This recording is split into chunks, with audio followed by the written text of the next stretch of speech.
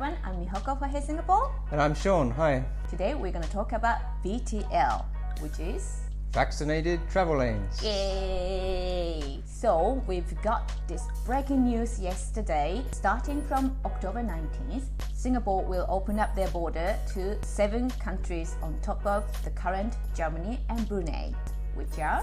Denmark, Spain, Italy, France, the US, the UK and Holland. Then from November 15th, South Korea will be added. So what is VTL? So VTL, what does it mean? So the Vaccinated Travel Lanes basically means if you're coming from one of those countries into Singapore, and if you follow the procedures and you're fully vaccinated, then you won't need to do quarantine when you're here in Singapore. So we actually booked a flight to Germany from Singapore before this announcement was made. So we were originally thinking about going from Singapore to Germany and come back from Germany to Singapore. But since these 7 countries are added yesterday, we've decided to go back to UK as well. So what's the process like and how can you take advantage of these? First, you need to book your flight. From Singapore to these VTL countries, you don't need to have designated VTL flights. But when you're coming back to Singapore, you will need to take this designated VTL flight to obtain non-quarantine condition. Apparently, the VTL flights booking for these additional 7 countries will start tomorrow at 10 a.m. in Singapore time. So if you haven't booked yet, people will probably rush to book the flights. So hurry up. So the key thing to remember is before you come back into Singapore, for those 14 consecutive days beforehand, you need to have either been in Singapore or in one of those VTL countries. You cannot go outside of those VTL nations. For example, if you have like 7-day trip to Europe, you leave Singapore and arrive at Germany and travel to France and come back to Singapore, and this period, including when you were in Singapore, it has to be 14 days. So you can even make a short trip to Europe or UK or US. What we need to do pre-departure. After booking your flights, you will need to prove you are fully vaccinated. To do that, you have to notarize the proof of vaccination using Health Hub app for Singapore residents. And you need to be fully vaccinated in Singapore or in other VTL countries. And wherever you go in these VTL trips, it's advisable to have that proof, both digital and print copy in case you need one or both. So if you are non-PR or non-Singaporean, you will need to apply for Vaccinated Travel Pass to come back into Singapore. So you also have to prepay for your PCR test that you'll be taking when you get back into Singapore, when you arrive at Changi Airport. For short-term visitors, you will need to obtain insurance coverage of at least 30,000 Singapore dollars for COVID-19 medical costs. Since we are going to UK, we're going to explain how to go to UK from Singapore with no quarantine. So the main thing for the UK is to make sure that you pre-arrange a PCR test on day 2 of your after your arrival in the UK. And you also need to complete a passenger locator form, which you can find online. You need to do that within 48 hours before you arrive in the UK. You also need to show your proof of vaccination. And then on day 2, after you've arrived, you need to do your PCR test.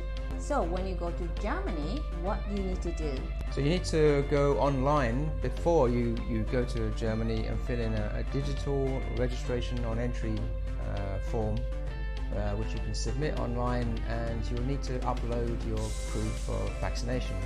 If you go to Germany from Singapore, you don't need to do this. You also need to show the notarized proof of vaccination. So what you need to do when you're coming back from Germany or UK to Singapore. Because we are coming back from Germany this time, we only kind of checked thoroughly about UK and Germany. So for other VTL countries, requirements would be different. So check out which VTL countries you're traveling to, and their requirements would be different from UK and Germany. So what you need to do when you're coming back from Germany or UK to Singapore. So you will also need to fill in SG Arrival Card e-service within 3 days before entry into Singapore. So an important thing to remember is that you will need to do a PCR test within 48 hours before getting on the plane to return to Singapore. Because you are going to do this PCR test in foreign country, make sure you will pre-arrange for this appointment.